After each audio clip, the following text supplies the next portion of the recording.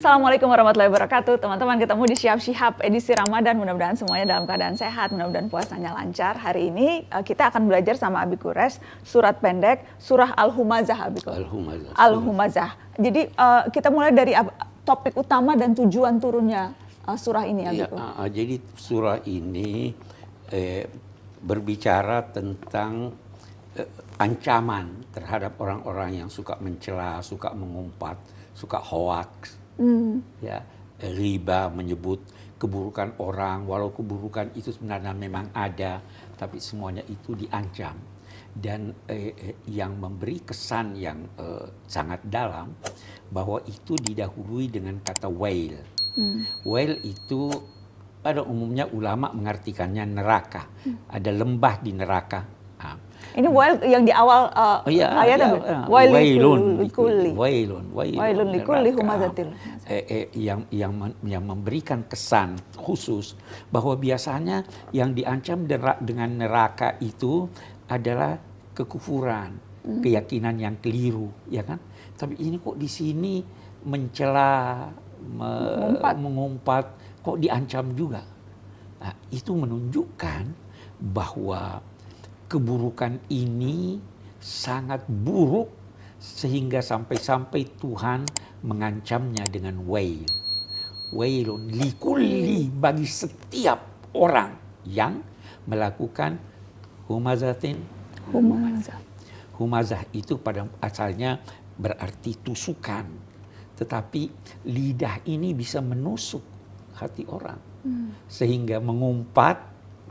Lumazah itu juga begitu. Ada hamazati syayatin, bisikan-bisikan jahat yang menusuk hati seorang manusia yang menjadikan dia terjerumus dalam kejahatan. Nah, wailun likulli humazah. Setiap orang. Syukurnya kata lumazah dan humazah itu berbentuk jamak. Sehingga itu mengisyaratkan bahwa yang diancam dengan ancaman yang besar ini yang sering kali melakukan hal tersebut. Yang sering kali mengumpat dan mengumpat. Ya toh? Tapi ayat berikutnya kemudian seolah-olah tidak nyambung, bicara soal mengumpulkan harta, yang mengumpulkan harta dan menghitung-hitungnya. Memang seolah-olah, tapi sangat ini. Biasanya yang menghina, yang mengumpat itu orang yang mampu. Orang yang kaya, dia merasa. Itu lumazah, salah satu makna lumazah, mengejek orang disertai dengan cibiran, disertai dengan sikap yang menimbulkan tawa yang melihatnya. Mengejek, mengajak orang menertawakan orang lain. Itu biasanya dilakukan oleh orang yang merasa diri kaya. Karena itu ayat berikutnya ya. Al-Azijah ma'amalahu ada. Tapi ada hal yang penting. Mengumpulkan harta dan menghitung-hitungnya. Kalau begitu, orang kalau miskin, wajar enggak dia ini? Enggak. Lebih tidak wajar. Kamu sudah miskin, mengejek orang lagi. Ya toh, itu ada ungkapan, ada sesuatu yang buruk, tapi kalau dikerjakan oleh seseorang itu menjadi lebih buruk. Kemudian menyambung ke ayat berikutnya yang terjemahannya, karena dia mengira bahwa hartanya akan mengekalkannya. Dia kira hartanya bakal mengekalkan. Yasabu anna malahu akhlada. Malahu akhlada. Ada hal lain lagi yang Abi ingin garis bawahi. Dalam Al-Quran itu, Abi tidak ingat hanya 4 atau 5 kali kata malahu, hartanya berbentuk tunggal. Hanya sekali kata hartanya tunggal yang terpuji, yaitu orang yang menjadikan hartanya milik yang butuh.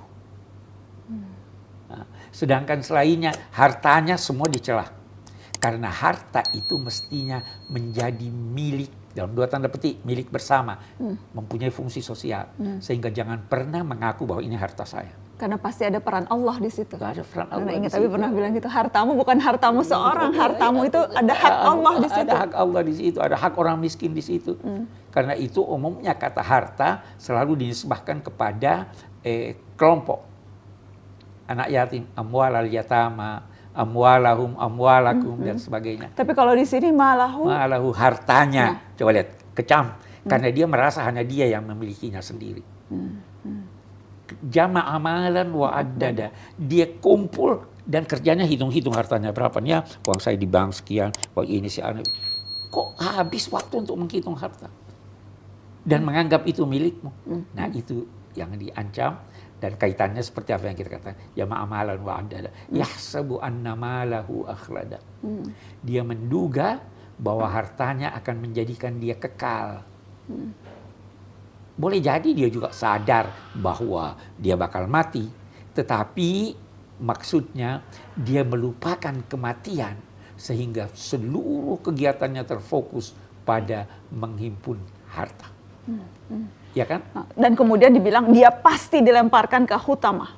Dia pasti dilemparkan ke utama. Ada dua bacaan, satu yahsabu anna malahu kalla la yumbadanna fil hutama. Pasti dilemparkan dia bersama hartanya. Nah, bisa juga jama amalan wa addada, menghimpun harta, adadahu berarti apa? Kelompoknya. Dia punya geng. Nah, pasti dia akan dilemparkan dengan hartanya atau pasti dia akan dilemparkan ke neraka hutama dengan geng-gengnya yang mendukung dia. Wa ma adraka mal hutama. Diulang lagi tuh, Bi. Wa ma adraka mal hutama. Kalau ada kata ma adraka, maka itu berarti ada sesuatu yang tidak bisa terbayangkan oleh nalar manusia. Sama dia juga. Wa ma adraka mal. Kita nggak bisa membayangkan itu. Dilukiskanlah sedikit dari hal itu narullahil muqadah allati tattali'u 'alal afidah. Neraka Allah. Ini api yang dinyalakan oleh Allah. Itu beda dengan api yang dinyalakan oleh manusia. Ya garis begini, api dinyalakan, disiapkan. Api yang khusus diciptakan Allah, yang dinyalakannya sendiri. Dinyalakan oleh Allah. Jadi itu jangan bisa dibayangkan. Kemudian yang berikutnya yang naik sampai ke hati. Jadi apinya naik sampai ke hati. Yang membakar dirinya, bukan hanya kulitnya, itu membakar hatinya. Kenapa? Itu ada ungkapan, kalau Anda punya uang, jangan letakkan di hati, letakkan di tangan. Karena kalau di tangan mudah Anda keluar. Kalau di hati ini disimpan terus. Disimpan terus. Mau dikasih sedikit sakit hati gitu. Nggak mau hartanya maka diambil. apa? Api itu membakar sampai ke hati. Allah ya Fatma Syishar. Bukan cuma itu, fi amadin mumaddada. Dia itu di dalam neraka dikelilingi oleh tiang-tiang yang tinggi ke atas. Apa maknanya? Salah satu maknanya, dia tidak bisa keluar. Kalau mau keluar, dikelilingi oleh tiang-tiang yang tinggi. Kalau mungkin rendah, dia bisa lompat keluar. Atau bisa juga dia berada di neraka itu dan digantung lalu dibakar di situ. Allah ya Fat. Memang mengerikan. Berarti sebegitu Allah tidak suka pada pencela pengumpat ya, Be? Sebegitu. Yang menyebar hoax. Ini kalau konteksnya sekarang ini yang menyebar fitnah, menyebar berita bohong, virus dusta. Ini semua masuk kategori itu kan? Iya, itu termasuk itu. Dan jangan duga bahwa yang diancam itu hanya yang membuatnya.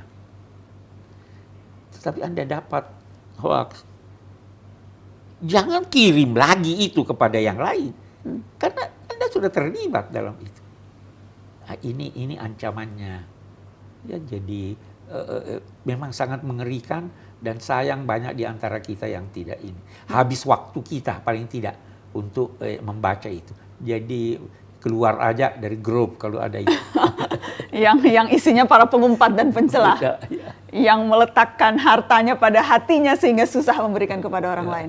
Ancamannya api yang Allah ciptakan khusus yang akan membakar sampai hati dan dikelilingi tiang-tiang. Ya Fatma Syishar, Al-Humazah. Terima kasih Abiku. Terima kasih teman-teman. Semoga bisa membantu untuk memahami ayat ini supaya lebih khusyuk ketika kita sholat dan berdoa. Assalamualaikum warahmatullahi wabarakatuh.